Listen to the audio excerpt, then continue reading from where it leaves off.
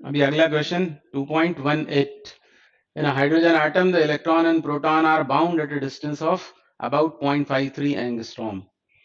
पहले पार्ट में estimate the potential energy of the system in electron volt, taking the zero of the potential energy at infinite separation of the electron from proton.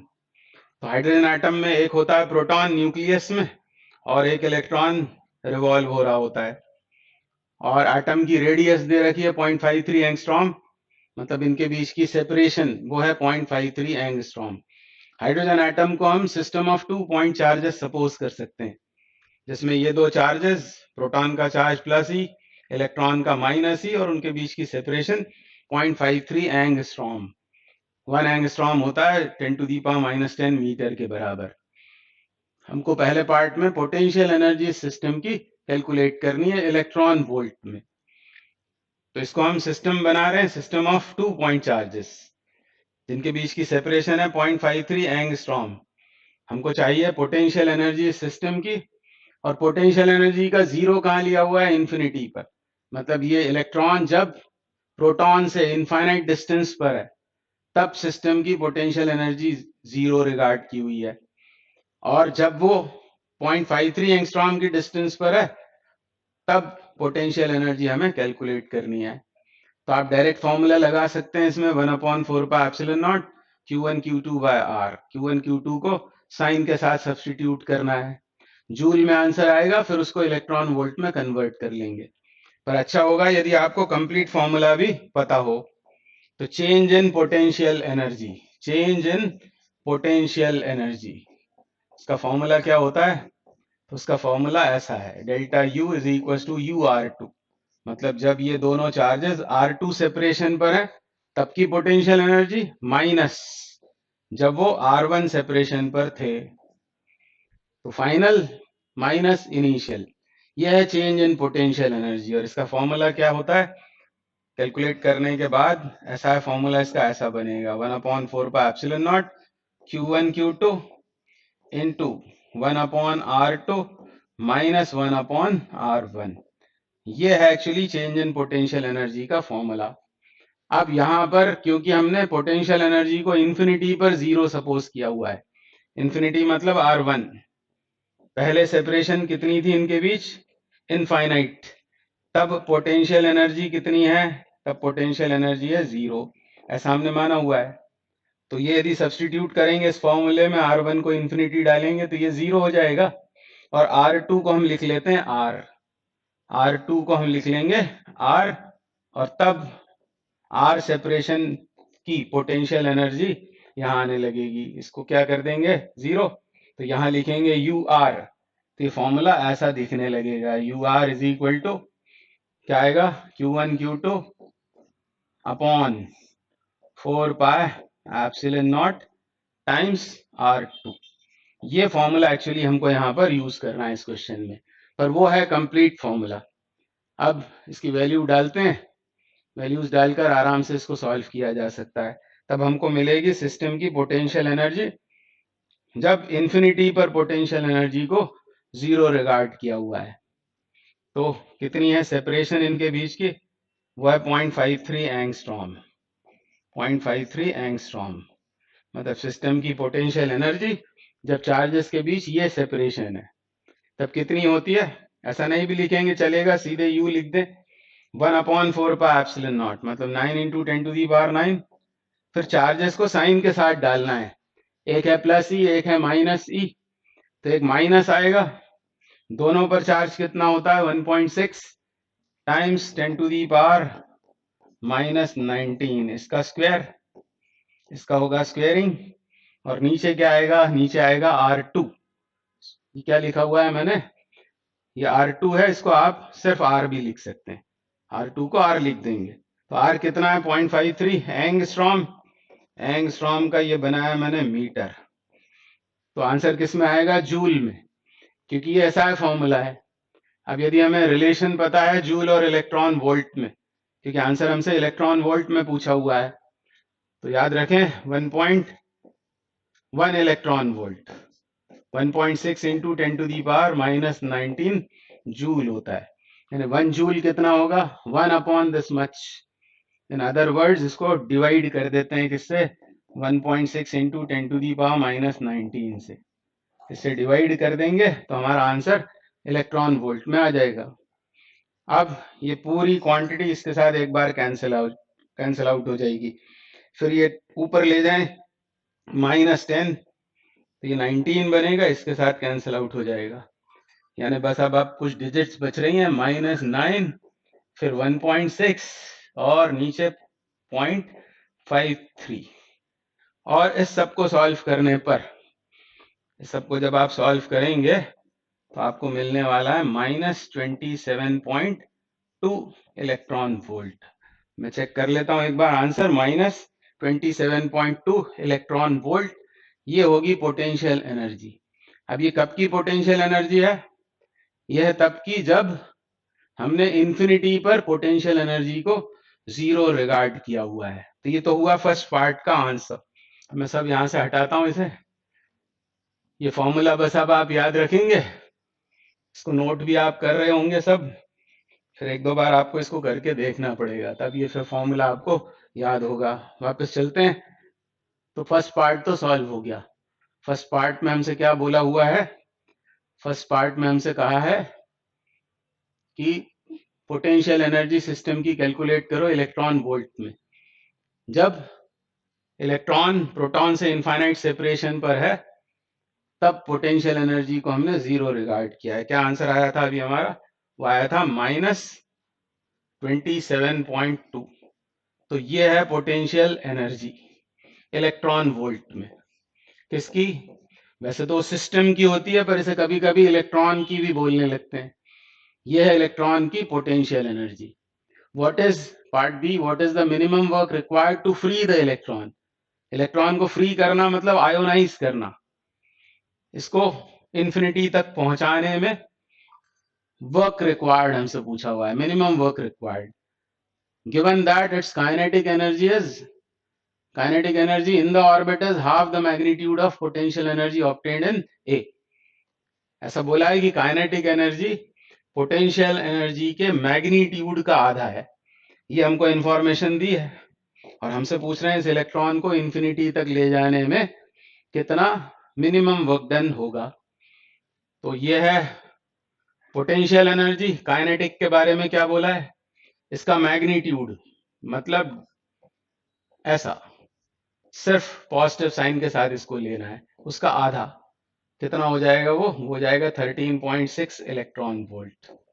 तो ये electron की potential energy और ये kinetic energy.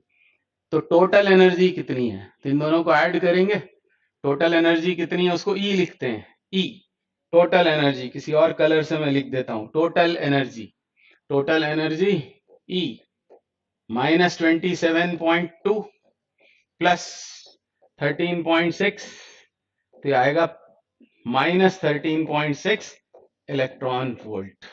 तो ये आ गई इसकी टोटल एनर्जी। अब हमें चाहिए minimum work required to free the electron. अब इंफिनिटी पर कितनी है एनर्जी, काइनेटिक भी 0, पोटेंशियल भी 0, टोटल इज 0। इंफिनिटी पर टोटल एनर्जी 0 है। और जब इलेक्ट्रॉन रिवॉल्व हो रहा है इस न्यूक्लियस के चारों तरफ, तब उसकी टोटल एनर्जी है -13.6। और अब यदि इसे फ्री करना है, मतलब इंफिनिटी तक ले जाना है, तो इसकी एनर्जी कितनी कर देनी पड़ेगी, 0। फाइनल एनर्जी होगी 0। यानी पार्ट बी में जब आपको वर्क डन फाइंड करना है तो आप सीधे करोगे फाइनल एनर्जी माइनस उसकी इनिशियल एनर्जी। तो फाइनल एनर्जी कितनी है, कितनी हो जानी चाहिए, 0। और इनिशियल कितनी है, -13.6 इलेक्ट्रॉन वोल्ट में, तो ये आ जाएगी +13.6। मतलब इतना वर्क डन होगा यदि इस इलेक्ट्रॉन को ऑर्बिट से कहां ले जाना है, इंफिनिटी तक, तो इतना वर्क डन होगा। 13.6 मतलब एक्सटर्नल एजेंट को इतना वर्क डन करना पड़ेगा, प्लस 13.6 इलेक्ट्रॉन वोल्ट। ये पार्ट बी का आंसर हुआ। पार्ट सी में क्या बोल रहे हैं, what are the answers to A and B above if the zero of potential energy is taken at 1.6 angstrom separation। अब अभी 0 कहां था पोटेंशियल एनर्जी का, वो था इंफिनिटी पर। इंस्टेड अब पोटेंशियल एनर्जी का जीरो यहां माना गया है, कितनी दूर, 1.06 एंगस्ट्रॉम। तो पहले पार्ट में हमसे क्या पूछा था, potential energy of the system, मतलब इलेक्ट्रॉन को यहां सपोज करेंगे पहले 1.06 एंगस्ट्रॉम पर, यहां पोटेंशियल एनर्जी का जीरो है, और यहां से यहां लेकर आएंगे, एक्सटर्नल एजेंट का जो वर्क डन होगा वही होगा चेंज इन पोटेंशियल एनर्जी। तो फिर से हमको अब चेंज इन पोटेंशियल एनर्जी का फॉर्मूला लगाना पड़ेगा।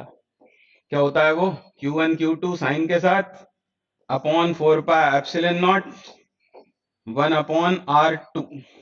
अब R2 क्या होगा, R2 ये होगा 0.53 एंगस्ट्रॉम, और R1 कितना होगा, R1 हो जाएगा 1.06, ये होगा R1। पहले यहां मानेंगे इलेक्ट्रॉन को, फिर यहां लेकर आएंगे, तो R2 माइनस R1 ऐसा।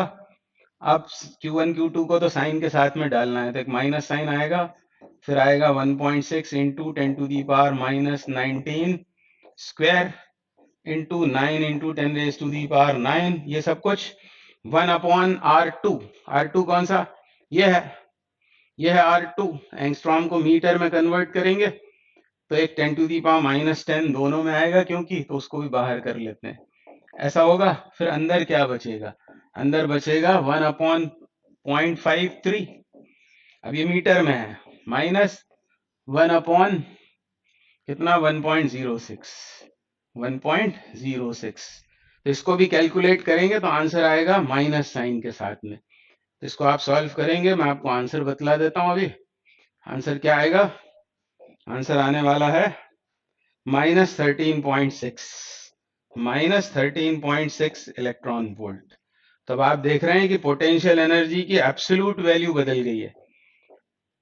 पहले कितनी थी पोटेंशियल एनर्जी, -27.2 इलेक्ट्रॉन वोल्ट, जब इंफिनिटी पर जीरो माना था, और 1.06 पर यदि मानेंगे पोटेंशियल एनर्जी का जीरो, तो पोटेंशियल एनर्जी, इसको मैं लिखता हूं U डैश, ये कितनी है, ये है -13.6 इलेक्ट्रॉन वोल्ट। और काइनेटिक पर तो कोई फर्क नहीं पड़ेगा, रेफरेंस आप कहीं भी रखें, काइनेटिक एनर्जी तो कितनी होगी, ये होगी 13.6 इलेक्ट्रॉन वोल्ट पॉजिटिव साइन के साथ।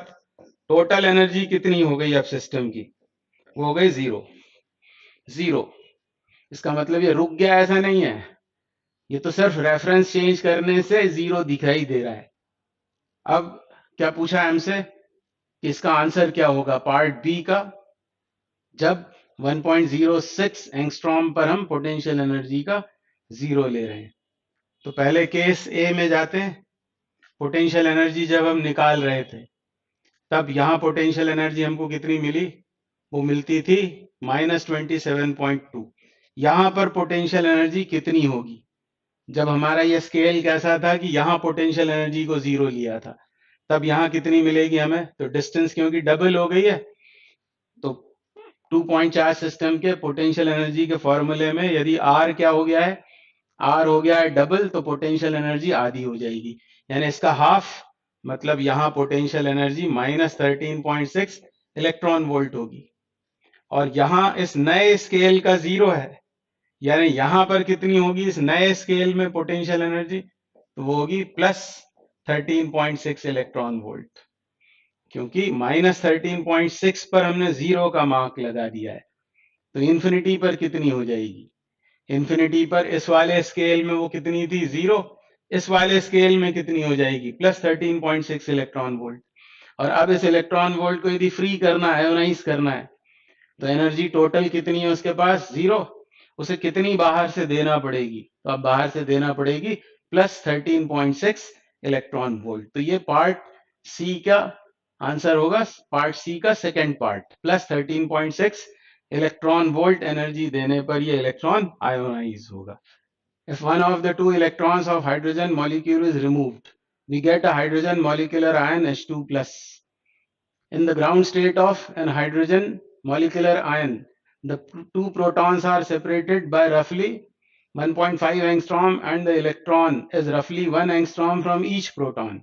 Determine the potential energy of the system. Specify your choice of zero of potential energy.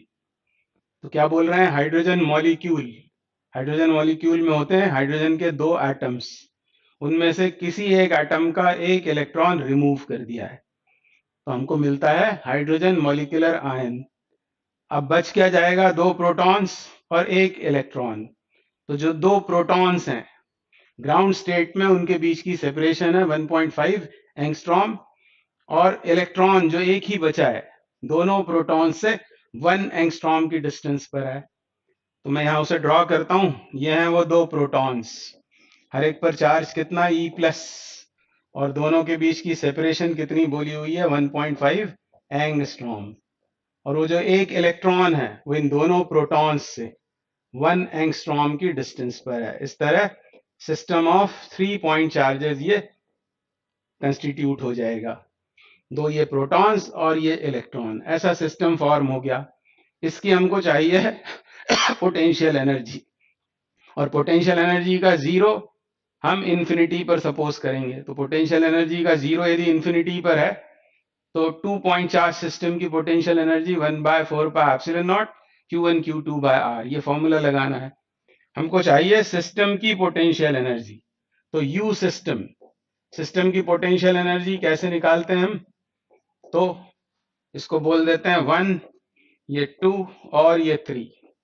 तो पहले इनकी इंटरेक्शन एनर्जी निकालते हैं, U12, उसके बाद U13 और फिर U23, और इनको ऐड करेंगे, ऐसा फॉर्मूला हमको पता ही है, जूल में आंसर आ जाएगा। तो हर एक में क्या आने वाला है, हर एक में आएगा 1/4πε0 उस फॉर्मूले में, तो उसको तो कॉमन कर देंगे। अंदर क्या बचेगा, इसमें Q1 Q2 मतलब ये दोनों चार्जेस Q1 Q2 और इनके बीच की सेपरेशन R12, फिर इधर Q13, ये सब लिखना नहीं है, डायरेक्ट आप वैल्यूज डाल सकते हैं, Q13 अपॉन R13, और फाइनली Q23 अपॉन R23। अब वैल्यू सब्सटीट्यूट कर लेते हैं, और चार्जेस को साइन के साथ में सब्सटीट्यूट करना है, ये ध्यान रखना पड़ेगा। तो 1/4πε0 ये तो हो गया 9 × 10⁹ फिर इधर Q1 Q2 इन दोनों की बात हो रही है, चार्जेस का प्रोडक्ट, ये पॉजिटिव आएगा E², और सेपरेशन 1.5 एंगस्ट्रॉम। तो इसको आप चाहें तो यहीं पर मीटर में कन्वर्ट कर सकते हैं, ये मीटर में हुआ। उसके बाद Q13 मतलब एक पॉजिटिव एक नेगेटिव, तो माइनस साइन के साथ यहाँ आएगा E², और नीचे इनके बीच की सेपरेशन 1 एंगस्ट्रॉम है 10⁻⁻10, और फिर उसके बाद फिर से -E², क्योंकि बात हो रही है 2-3 की, 2-3 मतलब ये दोनों, तो -E² अपॉन सेपरेशन इज 10⁻10, ये हुआ। इसको आगे सॉल्व करना है।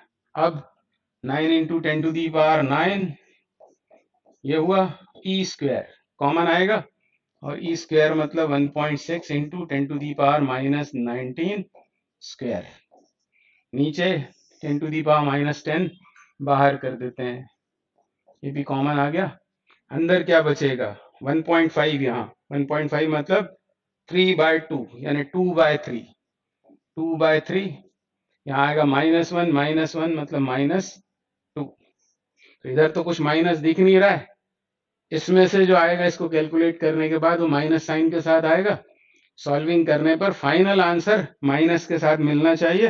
और जब आप इसे सॉल्व करेंगे तो ये जूल में आएगा 3 इसको सॉल्व करना आप 3.072 इंटू 10⁻18 जूल, ये आएगा। पोटेंशियल एनर्जी आ गई है सिस्टम की माइनस साइन के साथ में। और आगे बोला है कुछ, क्या determine the potential energy of the system, ये सिर्फ कहा है, तो जूल में ये होगी, इलेक्ट्रॉन वोल्ट में चाहिए होगी तो इसे डिवाइड करेंगे 1.6 इंटू 10⁻19 से, तो उसको करने पर आपको ये मिलेगी -19.2 इलेक्ट्रॉन वोल्ट। तो ये इस क्वेश्चन का आंसर है। अगला क्वेश्चन, अब 2.20, two charged conducting spheres of radii a and b are connected to each other by a wire. What is the ratio of electric fields at the surfaces of the two spheres? Use the result obtained to explain why charge density on sharp and pointed ends of a conductor is higher than on its flatter portions. मैं आपको याद दिलाता हूं, यह है charge conducting sphere, इसके ऊपर charge present है प्लस क्यू, जो यूनिफॉर्मली डिस्ट्रीब्यूटेड होगा इसकी सरफेस पर। इसकी रेडियस हमने आर सपोज की है, तो सरफेस पर फील्ड कितनी होगी? सरफेस पर फील्ड का फॉर्मूला याद आना चाहिए, के क्यू अपॉन आर स्क्वायर। ये फील्ड का फॉर्मूला। पोटेंशियल कितना होगा? पोटेंशियल होगा के क्यू बाई आर, सरफेस पर पोटेंशियल। और इसकी सरफेस चार्ज डेंसिटी कितनी होगी? Q upon 4 pi capital R square. अब पहले क्वेश्चन का हम आंसर करते हैं, जिसमें क्या पूछा है हमसे? Ratio of electric fields. Ratio of electric fields, जब ऐसे दो कंडक्टर्स लेकर जिनके रेडियाई हैं ए और बी, और किसी वायर से उन्हें कनेक्ट कर दिया है, तो वायर से कनेक्ट करने पर पोटेंशियल का क्या होता है? पोटेंशियल हो जाता है कांस्टेंट। हमको मालूम है चार्ज का होता है रीडिस्ट्रीब्यूशन, और रीडिस्ट्रीब्यूशन के बाद दोनों स्फीयर्स के पोटेंशियल्स इक्वल हो जाएंगे। तो यदि इस फॉर्मूले में हम पोटेंशियल को इसमें पहले सब्स्टिट्यूट कर लें, तो ई सरफेस बराबर क्या लिख सकते हैं? के क्यू बाई आर को हमने लिख लिया वी एस, और नीचे क्या आएगा? के क्यू बाई आर को हमने लिख लिया है वी एस, तो ये होगा वी एस अपॉन आर। और इन शेयरिंग ऑफ चार्जेस, जब चार्जेस की शेयरिंग होती है, इन चार्जेस का जब, हाँ बोलो भैया, हाँ तो तुम आए नहीं उस समय। चलो मैं फिर से करता हूँ ना, दो बार तीन बार, कोई बात नहीं, है ना? हाँ ना, बढ़िया। तो 2.20, two charged conducting spheres of radii a and b are connected to each other by a wire. दो चार्ज कंडक्टिंग स्फीयर्स हैं जिनके रेडियस दिए हुए हैं ए और बी, और इनको किसी वायर से कनेक्ट कर दिया है। What is the ratio of electric fields at the surfaces of the two spheres? पहला क्वेश्चन तो ये है, हमको इलेक्ट्रिक फील्ड्स का रेशियो चाहिए इन कंडक्टिंग स्फीयर्स के सरफेसेस पर जो फील्ड्स हैं उनका ratio. Use the result obtained to explain why charge density on the sharp and pointed ends of a conductor is higher than on its flatter portions. तो यहां मैंने draw कर रखा है, ये कोई कंडक्टिंग स्फीयर, इसको जब चार्ज क्यू देते हैं तो चार्ज कहाँ होता है? सरफेस पर, यूनिफॉर्मली डिस्ट्रीब्यूटेड। इसकी रेडियस है कैपिटल आर। अब सरफेस पर फील्ड का वैल्यू कितना होता है? ई सरफेस क्या लिखेंगे आप? के Q upon capital R square, ये सरफेस पर फील्ड का वैल्यू। पोटेंशियल यदि सरफेस पर बताना है तो वो कितना होगा? वो होगा के क्यू अपॉन आर। और surface charge density sigma S, वो कितनी होगी? चार्ज क्यू और surface area 4 pi capital R square. ये किसी कंडक्टिंग स्फीयर के लिए फॉर्मूले लिखे हुए हैं। अब पहले सवाल का जवाब देते हैं हम। अब यहाँ पर क्या बोला हुआ है हमसे? दो कंडक्टर्स लिए हैं, दो स्फेरिकल कंडक्टर्स, जिनमें से एक की रेडियस है ए और ये भी चार्ज्ड है, और दूसरा वो भी चार्ज्ड है, उसके ऊपर भी कुछ चार्ज प्रेजेंट है, उसकी रेडियस है बी, और इनको एक कंडक्टिंग वायर से जोड़ दिया है। तो इसमें क्या होता है? रीडिस्ट्रीब्यूशन होता है चार्जेस का, और चार्जेस के रीडिस्ट्रीब्यूशन के बाद दोनों के पोटेंशियल्स इक्वल हो जाते हैं, मतलब V होता है कांस्टेंट इस केस में, V सेम हो जाता है, जिसको क्या कहते हैं? Common potential. अब फील्ड का ये फॉर्मूला ले लें, ES इस फॉर्मूले में VS को सब्स्टिट्यूट करते हैं, के क्यू अपॉन आर को हम लिख सकते हैं VS, तो ये हो जाएगा VS अपॉन आर। और इसमें रीडिस्ट्रीब्यूशन ऑफ चार्जेस में, क्योंकि VS कांस्टेंट है और VS यदि कांस्टेंट है, तो ES सरफेस पर पोटेंशियल फील्ड ये रेडियस से कैसी होगी? इनवर्स प्रोपोर्शन में, यानी E1 बाय E2 जो हमें चाहिए है, E1 बाय E2 वो रेडियस का इनवर्स प्रोपोर्शन है। तो ऊपर क्या आएगा? ऊपर आएगा B और नीचे आएगा A। रेडियाई यहां पर दिए थे A एंड B, मतलब ये था पहला स्फीयर, ये था दूसरा स्फीयर। तो E1 बाय E2 ये हमें चाहिए है, और रेडियस से इनवर्स प्रोपोर्शन है, तो ये हो जाएगा B अपॉन A। तो ये पहले पार्ट का आंसर हुआ। फिर use the result obtained to explain why charge density on sharp and pointed ends, वो इससे हम समझा सकते हैं, सरफेस चार्ज डेंसिटी के फॉर्मूले से। क्या कर सकते हैं, सरफेस चार्ज डेंसिटी का फॉर्मूला सिग्मा एस, ये क्या है, ये है Q अपॉन 4πr²। अब आप चाहें तो यहां से क्या कर सकते हैं, इसमें क्या सब्सटीट्यूट कर सकते हैं, यहां से Q/r², इसको क्या सब्सटीट्यूट कर सकते हैं, ES अपॉन के, ES अपॉन के, ES अपॉन के सब्सटीट्यूट करेंगे, के तो कांस्टेंट है ही, यानी हम लिख सकते हैं इसे सिग्मा एस के फॉर्मूले को क्या लिखा जा सकता है, ES अपॉन 4πk, ऐसा भी लिख सकते हैं। सिर्फ हमें रिलेशन चाहिए, सरफेस चार्ज डेंसिटी और फील्ड के बीच में ऐसा रिलेशन हो गया, मतलब यानी जिसके लिए फील्ड ज्यादा है उसके लिए सरफेस चार्ज डेंसिटी भी ज्यादा होगी। अब सिग्मा ए अपॉन सिग्मा बी यदि निकालें तो वो क्या होगी, वो होगी ई ए अपॉन ई बी या E one upon E two. तो ये भी किस रेशो में होगा, बी अपॉन ए, या फिर यहां से बोले इलेक्ट्रिक फील्ड के लिए तो इलेक्ट्रिक फील्ड कैसी है, R² से इनवर्सली प्रोपोर्शनल है।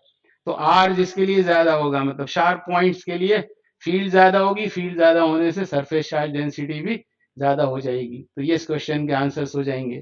तो ये next question 2.21, two charges minus q and plus q are located at points 0 0 minus a and 0 0 a respectively। दो पॉइंट चार्जेस हैं, माइनस क्यू कहाँ रखा हुआ है, 0 0 माइनस ए, मतलब z एक्सेस की नेगेटिव साइड में। इसको बना लेते हैं z एक्सेस। तो यहां कहीं रखा हुआ है ये एक चार्ज, कितना, वो है माइनस क्यू, ये है माइनस क्यू। इसके कोऑर्डिनेट्स क्या होंगे, कोऑर्डिनेट्स होंगे इसके 0 0 x और y, और z कोऑर्डिनेट इसका होगा माइनस ए। तो ये हुआ माइनस क्यू। और दूसरा चार्ज रखा हुआ है, कितना है वो, प्लस क्यू, और उसके कोऑर्डिनेट्स क्या हैं, तो उसके कोऑर्डिनेट्स हैं 0 0 और a, यानी प्लस ए। ऐसे ये दो चार्जेस दिए हुए हैं। पार्ट ए में कह रहे हैं what is the electrostatic potential at the point 0 0 z। पहले इसके लिए पोटेंशियल निकालते हैं। तो ये है हमारा ऑब्जर्वेशन पॉइंट 0 0 z, और 0 0 z मतलब ये भी z एक्सेस पर ही है, कहीं मान लेते हैं यहाँ है क्योंकि वो पॉजिटिव z है। तो ये है ऑब्जर्वेशन पॉइंट, और यहाँ पोटेंशियल निकालना है पहले हमको पॉइंट P पर। तो क्या करना पड़ेगा, दोनों से अलग अलग पोटेंशियल्स फाइंड करके और उनको साइन के साथ में ऐड करेंगे। Negative charge negative potential produce करेगा, पॉजिटिव चार्ज पॉजिटिव पोटेंशियल, उनको साइन के साथ ऐड करना है। अब इस वाले पॉजिटिव से यहाँ पर पोटेंशियल कितना होगा, ये मैं निकाल रहा हूं, नेट पोटेंशियल कहाँ पर, P पर। फॉर्मूला क्या लगेगा पॉइंट चार्ज के पोटेंशियल का, के क्यू अपॉन आर। तो के क्यू और R कितना होगा, तो ये है A, और इसके भी कोऑर्डिनेट्स दिए हुए हैं 0 0 z, मतलब ये डिस्टेंस z है, और ये है A, ये A है, ये A है, और ये z है। तो चार्ज से इसकी डिस्टेंस कितनी हो जाएगी, z माइनस ए, और पोटेंशियल कैसा होगा, पॉजिटिव, के क्यू अपॉन z माइनस ए। ये आया potential due two plus Q. अब माइनस क्यू से पोटेंशियल कितना होगा, इससे डिस्टेंस यहां तक की चाहिए होगी, तो ये भी a है, माइनस ए तो इसलिए क्योंकि वो z की नेगेटिव साइड में है, पर एज ए डिस्टेंस वो कितना है, यह है a और यह है z, तो z प्लस ए हो जाएगा, पर पोटेंशियल होगा माइनस साइन के साथ क्योंकि ये नेगेटिव चार्ज है। तो के क्यू अपॉन जेड प्लस ए ऐसा हो जाएगा। और अब इसको सॉल्व करेंगे तो पी पर पोटेंशियल आ जाएगा, के मतलब 1/4πε0, ये बाहर, क्यू भी बाहर, अंदर 1/z माइनस ए, माइनस 1/z प्लस ए होगा, एलसीएम लेंगे तो क्या आएगा, Z square minus A square, इससे डिवाइड करेंगे तो z प्लस ए माइनस z प्लस ए, तो फिर से z कैंसिल आउट, बचेगा 2a, और q इंटू 2a होता है p, तो 1/4πε0 p, यहां से मिला है 2a, और चार्ज है q, और हमको मालूम है q इंटू 2a, ये डायपोल मोमेंट का मैग्नीट्यूड है, one of the charges into separation between the charges, और p की डायरेक्शन ये होती है। अभी तो डायरेक्शन की बात नहीं आई है, पर इसे P लिख सकते हैं, Q इंटू 2A को upon Z square minus A square volt, ये हो जाएगा पॉइंट P पर पोटेंशियल, पहले पॉइंट पर। तो पहले पार्ट का आंसर हुआ। अब दूसरा पॉइंट है एक्स वाई जीरो, मतलब वो कहाँ है, एक्स वाई प्लेन में, एक्स वाई प्लेन में है वो। तो ये एक्स एक्सिस, ये जेड है, तो ये होगा वाई एक्सिस, और इस प्लेन में कहीं सिचुएटेड है, वो प्लेन में सिचुएटेड है। यहां मान लेते हैं उसे कि ये है वो पॉइंट। इसके कोऑर्डिनेट्स क्या दे रखे हैं, वो है एक्स वाई और जीरो, एक्स वाई जीरो उसके कोऑर्डिनेट्स हैं। अब यहाँ पोटेंशियल चाहिए, ये पार्ट 2 है, इसमें यहाँ पोटेंशियल चाहिए तो फिर से क्या करना पड़ेगा, हमको ये डिस्टेंस निकालनी पड़ेगी और ये डिस्टेंस निकालनी पड़ेगी। इससे पोटेंशियल फाइंड करेंगे, इससे फाइंड करेंगे और उनको साइन के साथ में ऐड करेंगे। अब ये डिस्टेंस होगी कितनी, तो इसके कोऑर्डिनेट्स पता है हमें, इसके कोऑर्डिनेट्स मालूम है, डिस्टेंस फॉर्मूला लगाएंगे। तो under root X minus zero square मतलब X square plus Y minus zero square मतलब वाई स्क्वायर, और तीसरा जीरो माइनस ए स्क्वायर मतलब ये हो जाएगा, ये होगा डिस्टेंस इस प्लस क्यू का ऑब्जर्वेशन पॉइंट से। इसको बोल देते हैं हम, कोई भी पॉइंट आर बोल देते हैं। तो वी आर हमें चाहिए, आर पर पोटेंशियल। अब इससे भी डिस्टेंस निकाल लेते हैं, तो यहां भी डिस्टेंस फॉर्मूला लगाएंगे, X minus zero square Y minus zero square और zero minus minus A square, तो फिर से यही आने वाला है, under root X square plus Y square plus A square. और इस डिस्टेंस को जो आई है इसको मैं बोल देता हूं अल्फा, सपोज अल्फा। और जब पी पर पोटेंशियल निकालेंगे तो पॉजिटिव वाले से कितना होगा, वो होगा के क्यू अपॉन अल्फा, ये डिस्टेंस, और नेगेटिव वाले से कितना हो जाएगा, माइनस के Q upon alpha. Clearly this is zero, तो इसका आंसर तो जीरो हुआ। पहले वाले पार्ट का आंसर ये है, और इसका, इस वाला ऑब्जर्वेशन पॉइंट का आर का, इसका आंसर है जीरो। अब पार्ट बी में बोल रहे हैं obtain the dependence of potential on the distance R of a point from the origin when R by A is too much greater than 1। मतलब ये समझना पड़ेगा, आर क्या है, तो आर है ऑब्जर्वेशन पॉइंट की डिस्टेंस, और ओरिजिन से ऑब्जर्वेशन पॉइंट की डिस्टेंस, और ए क्या है, हाफ डायपोल लेंथ। तो आर जो है वो ए के सामने बहुत ज्यादा है, तब डिपेंडेंस क्या होगी पोटेंशियल की। अब इसमें तो जीरो आ रहा था, इसमें बात कर लेते हैं हम कि यदि आर कैसा है, आर मतलब ये जेड, यही था ना डिस्टेंस ओरिजिन से ऑब्जर्वेशन पॉइंट का, जेड, इसको अब ये कह रहे हैं आर। आर यदि कैसा है, बहुत ज्यादा है ए से, मतलब इस फॉर्मूले में लगाने के लिए z जो है वो बहुत ज्यादा है किससे, a से। तो होगा ये कि यहाँ डिनोमिनेटर में z स्क्वायर में से a स्क्वायर सब्ट्रैक्ट करें या ना करें कोई फर्क नहीं पड़ेगा, यानी इधर हम इसको इग्नोर कर सकते हैं, और इसको इग्नोर कर देंगे तो बचेगा सिर्फ क्या, किसी भी पॉइंट पर potential 1/4 pi epsilon naught p by p upon क्या हो जाएगा, r स्क्वायर, यानी पोटेंशियल आर स्क्वायर से इनवर्सली प्रोपोर्शनल होगा किसी एक्सियल पॉइंट पर। ये जो फॉर्मूला आया है ये एक्सेस है एक्चुअली उसकी, डायपोल की। तो ये जो पॉइंट पी है ये है एक्सियल पोजीशन में, तो एक्सियल पोजीशन में पोटेंशियल आर स्क्वायर से इनवर्सली प्रोपोर्शनल होता है। ये अभी हमने यहाँ पर प्रूफ कर दिया, obtain the dependence of potential on the distance R of a point from the origin when r by a is very much greater than 1. How much work is done? Part C. How much work is done in moving a small test charge from point 500 to -700 along the x axis? अब x axis पर कोई point है, इसको solve करते हैं। x axis पर ये दो पॉइंट्स दिए हुए हैं, मैं उनको यहां पर आपको शो करके बताता हूं। ये था हमारा z एक्सिस, ये है x एक्सिस, ये z, और एक है y एक्सिस। वो चार्जेस तो यहां रखे हुए हैं, ऐसे हैं वो चार्जेस, ऊपर था प्लस क्यू, नीचे था माइनस क्यू, इसके कोऑर्डिनेट्स थे 0 0 माइनस ए, इसके कोऑर्डिनेट्स थे 0 0 ए। और अब वो दो पॉइंट्स कौन से हैं? एक्स एक्सिस पर सिचुएटेड दो पॉइंट्स, एक है 500 मतलब इस तरफ कहीं, ये है वो 500, और दूसरा पॉइंट कहां पर है? -700, यहां ले लेते हैं उसे -700।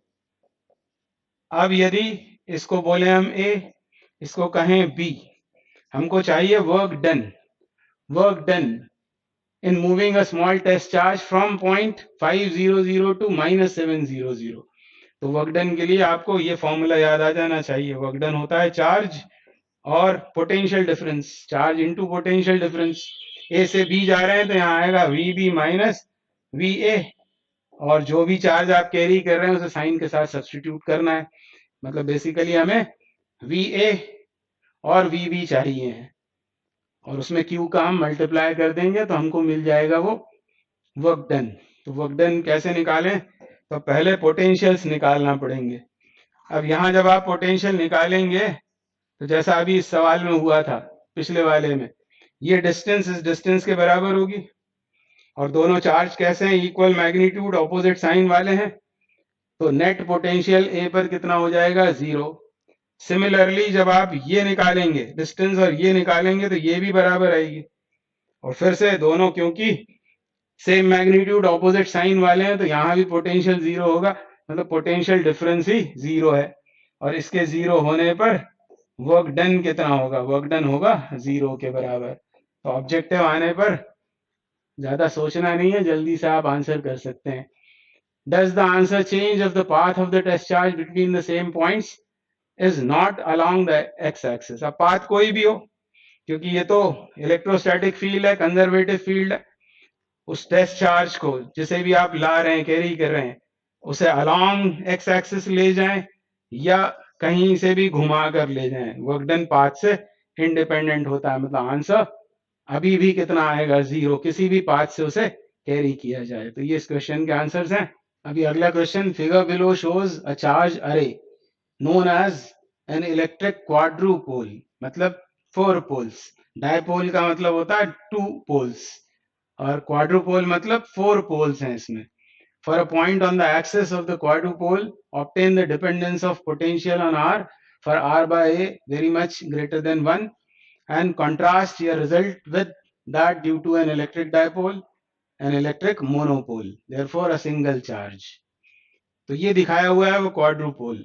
तो 4 चार्जेस आप देख रहे हैं, ये Q, ये माइनस Q, ये Q, और टोटल चार्ज कितना है? टोटल चार्ज है 0। डायपोल हो या क्वाड्रुपोल हो, नेट चार्ज तो 0 होता है। तो यहां भी देख रहे हैं -2Q, ये +2Q, नेट चार्ज 0।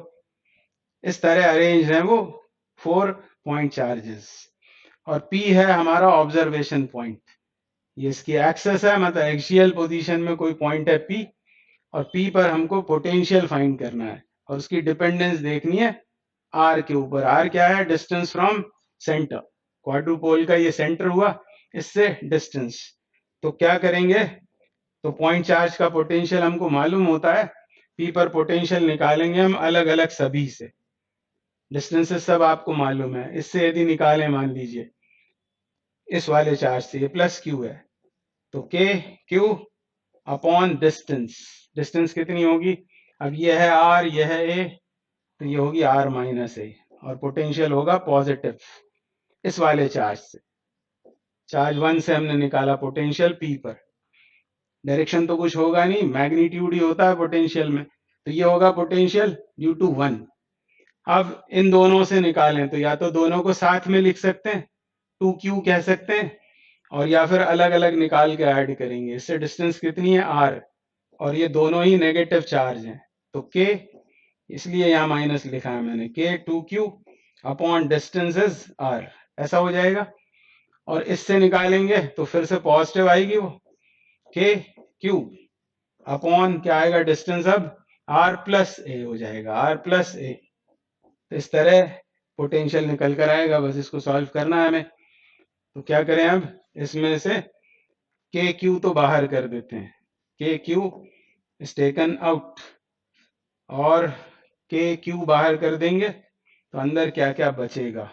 यहाँ बचेगा 1 अपॉन R माइनस A, फिर यहाँ -2/r और यहाँ +1/r+a। अब एलसीएम लेके इसको सॉल्व करना पड़ेगा, फिर ये वाली कंडीशन लगाएंगे।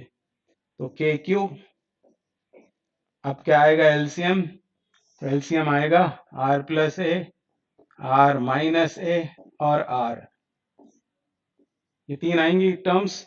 इससे डिवाइड करेंगे, इससे डिवाइड करेंगे तो ये बचेगा, क्या बचेगा? r² + ar, ये आएगा यहाँ पर न्यूमरेटर में। फिर इस 2 का ध्यान रखेंगे और r से अब डिवाइड करेंगे तो ये आएगा, मतलब r² - a², r² - a²,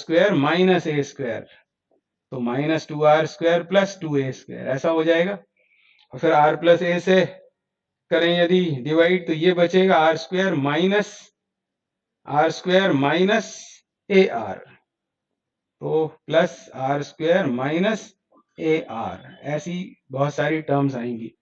तो इसमें से ar और ar तो कैंसिल आउट हो रहा है, और r² मिलकर ये बनेगा 2r², ये इससे कैंसिल आउट हो जाएगा।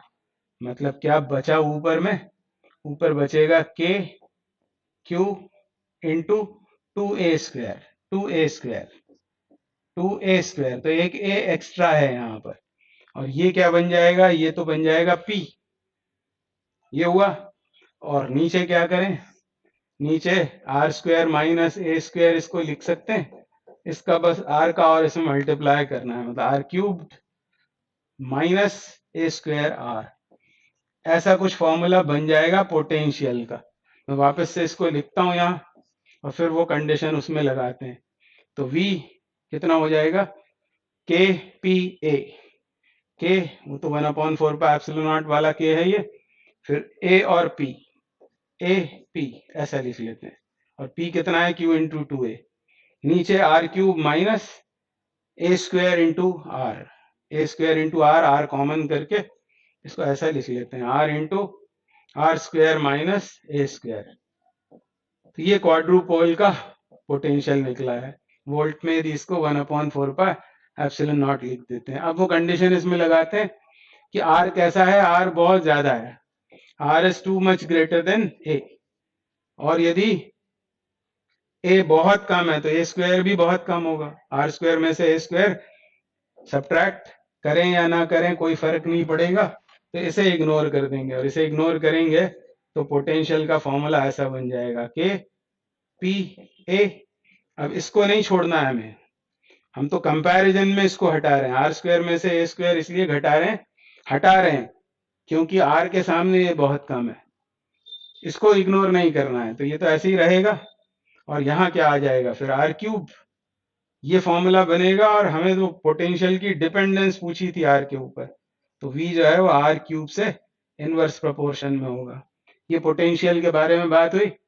अब इस रिजल्ट को कंपेयर करना है, कॉन्ट्रास्ट करना है with that due to an electric dipole. तो अभी हमने लास्ट क्वेश्चन में देखा कि एक्सियल पोजीशन में इलेक्ट्रिक डाइपोल के लिए, ये रिजल्ट तो आया क्वाड्रुपोल के लिए, इलेक्ट्रिक डाइपोल के लिए V कैसा होता है? तो वो होता है इनवर्सली प्रोपोर्शनल टू r²। और लास्ट में पूछा है मोनोपोल के लिए, मोनोपोल मतलब सिंगल चार्ज, मोनोपोल की बात करेंगे तो पोटेंशियल r से इनवर्स प्रोपोर्शन में होता है। तो ये तो नॉलेज बेस्ड बात हुई। तो ये इस क्वेश्चन के आंसर